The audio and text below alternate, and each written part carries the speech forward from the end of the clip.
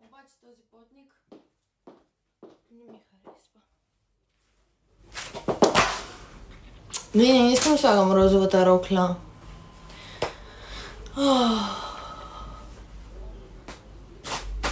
Какво да облечем с тази пола?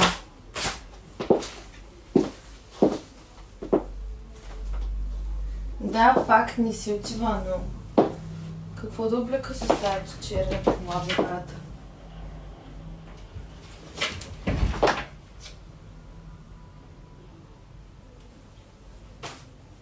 Хора. Искам да е нещо късно, за да може да не ми става топ. Не знам.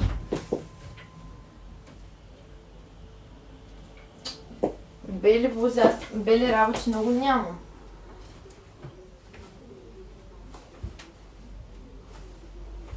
Имам като цяло супер много варианти за дрехи, просто искам да иска да нося полата, да не хъбат другите дрехи, защото полата не съм носила от декември.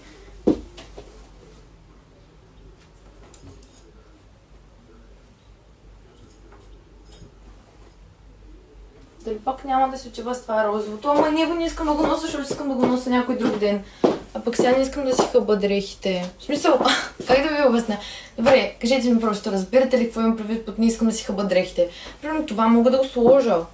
Обаче, утре ще искам да го нося, пък то ще е за пране. А пък аз искам тази вечер да облека нещо е така, просто за 3 часа не искам да си хъба дрехите. А пък това е много сладко.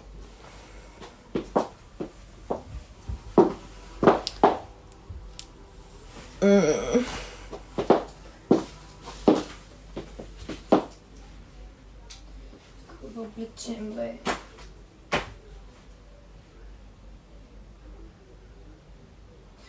Имах едно боди, сега се сещам, което беше ето така до тук.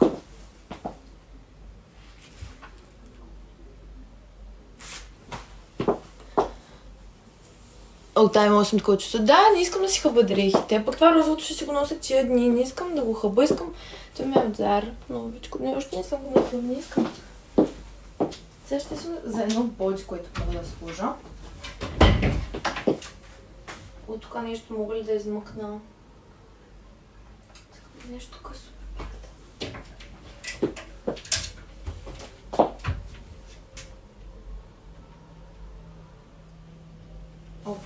Нека отидем на мама гардероба.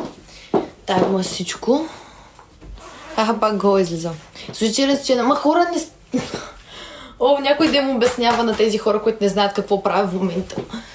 Просто меря дрехи, искам да разбера с какво ще се отива тази пола. Няма да излизам така, даже още трябва да се изкъпа, трябва да се гримирам, трябва да се оправя.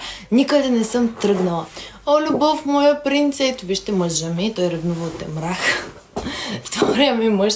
Добре, отиваме до майка ми гардероба да намерим нещо, което ще се отива тази пола, защото не знам какво ще се отива с тази пола. Така... Просто тези бутушки са ми любими хора. На всичко отиват, аз не мога спора.